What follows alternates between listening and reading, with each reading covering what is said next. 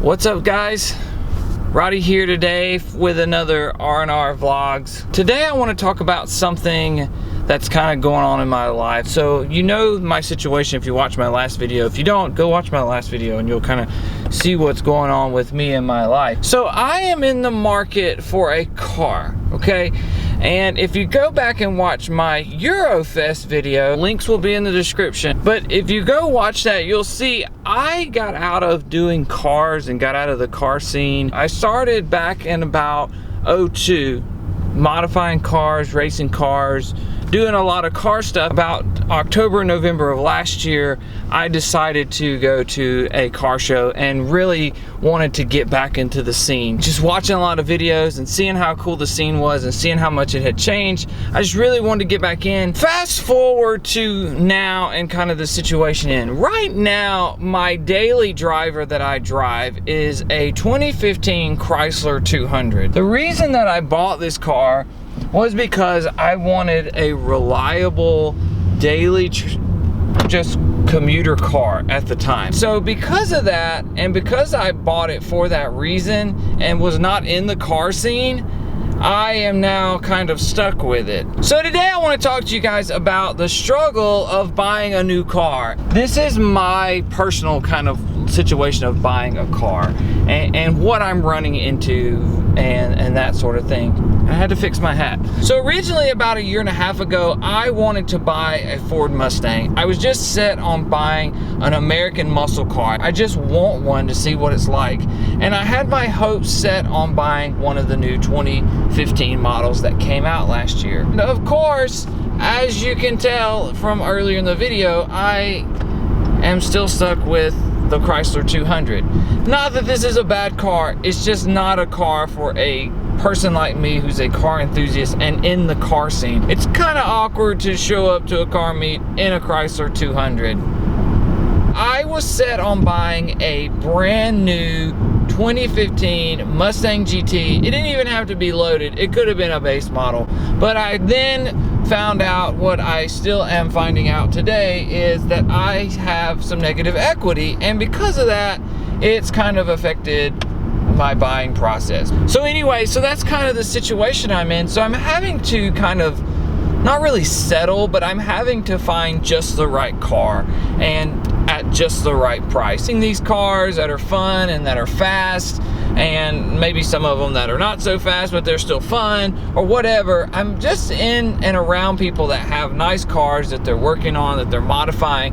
And then there's me. I don't have a car and I'm reviewing cars and I love cars and I'm talking about cars, and I'm not driving one daily that's mine that I'm working on. So it's a little frustrating, and it makes that buying process a lot more lengthy. It's so hard because you want one right now, and maybe you've been in a similar situation where you wanted a new car and all your friends and everybody around you seem to have that nice cool car, and then there you are stuck with nothing. Or maybe some of you are in a situation like me where you were trying to be reasonable and responsible and get just a nice new four-door sedan, and then you're like, oh, this was a bad mistake. So on the flip side, one of the good things about having a channel where you review cars is you get to see and talk and meet and do all these things with people who have all kinds of cars, and you get to hear the good side of it, the bad side of it, what they like, what they don't like. And then sometimes you get the occasion, like myself, where you get to jump in and drive them. If you saw my last review, I got to drive a Subaru BRZ. It was a great little car, and I just absolutely fell in love with it. It was so much fun. For me, that's not typically a car that I would really enjoy or consider buying. I'm 6'3", so I'm a pretty tall guy, and that car is really low to the ground and it's kind of small. I'm not a big 4-cylinder kind of guy.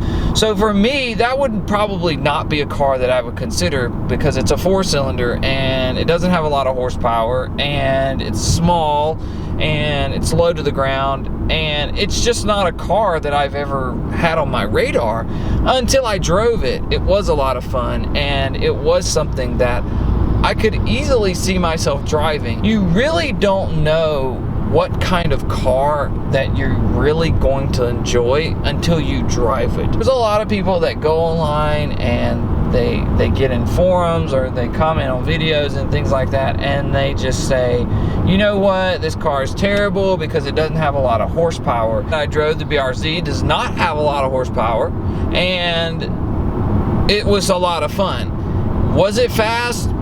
Depends on what you consider fast. I mean, this car could easily probably go out and be a fun track car and probably do pretty well on the track. It just all depends on what your definition of fast is, or what your definition of enjoyment is, or what you're actually looking for. I have to ask myself, what is it that I really enjoy and look for in a car? You of course know that I love a car that handles really, really well. That's number one on my priority list, is a car that just really handles. I like design and I like a look of a car.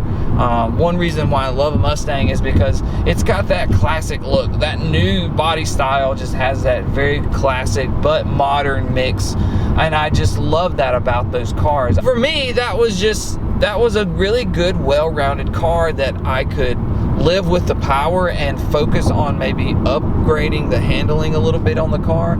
And so for me, that was just something that I was looking forward to, and then it didn't happen. And then I really fell in love with this Genesis Coupe because it had a lot of those same things. But then at the same time, I had to take another step back and go, okay, do I really need a lot of handling?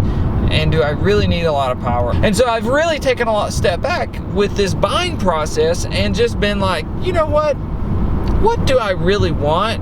And then what do I really need? I'm in a brand new car, and this car has full warranty, and I've had no issues out of it. It's great on gas.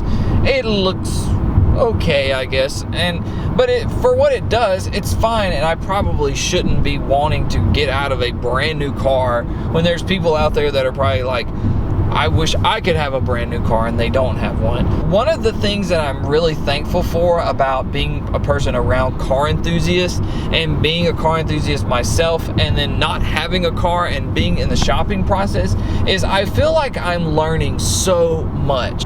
I'm just really thankful that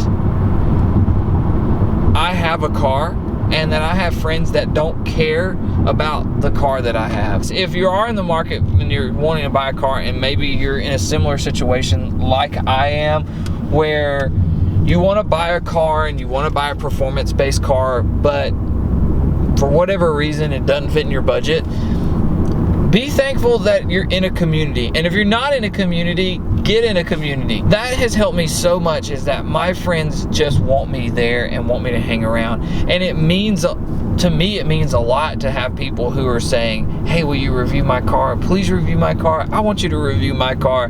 And you're just like, dude, I drive a Chrysler 200. It's just a basic sedan. They don't care what I drive, and they trust me in it. And they have actually said that when my buddy Tommy, when I drove his BRZ, he said, everybody I've let drive my car, and it hasn't been a lot of people, but he said every time I've let someone drive my car, I've been nervous, and you were the first person that when you drove my car, I didn't feel nervous. And it's just that community that says, you know what, if you want to help me work on my car, that's cool. Please come help me work on my car. And I can go help them work on their car, and I can help them with their builds and see it grow, and just be a part of not just one car, but a bunch of cars. Enjoy shopping. I don't think we do that enough. If you are out there and you are looking for a car, there are great cars out there. Take your time. Please take your time and wait for that right moment and that right car to get exactly what you wanted, because in the end it will be worth the wait and it will be worth the time. Thanks guys so much for watching. Hope you enjoyed this vlog. Look forward to seeing a lot of you really soon. Have a good one.